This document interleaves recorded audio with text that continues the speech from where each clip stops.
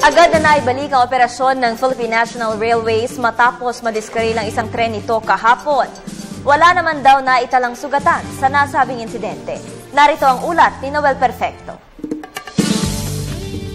Mabilis ang inasikaso ng PNR authorities ang nabungkal na bahagi ng tracks sa Santa Mesa, Manila para hindi na makaapekto pa sa daloy ng mga commuter trains ng PNR patungong southern part ng Kamaynilaan. Eksakto alas 9 ng umaga nang iniulat na natanggal ang isang bahagi ng release ng train sa Sampaloc area. Bunsod na rin ang kalumaan at nagkalat ang mga informal settlers sa magkabilang panig ng release ng tren. Ayon sa mga kinaukulan ng ahensya, mabilis ang kinumpuni ng mga otoridad para hindi na makaabala pa sa daloy ng commuter train sa Daang Bakal. Uminto siya dyan bago magkurbada. Yung huling kotse kasi, na huling gulong, na-diskaril.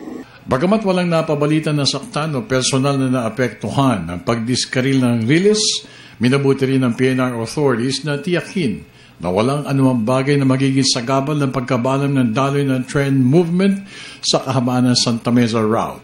Dahil dito, mabilis na tinanggal ng mga ito ang nagkalat na lumang rails o riles, pati na rin ang pag-alis ng mga lumang bagon na nasasabing sinauna na at posible maging dahilan ng pagbagal ng daloy ng tren sa Kamaynilaan.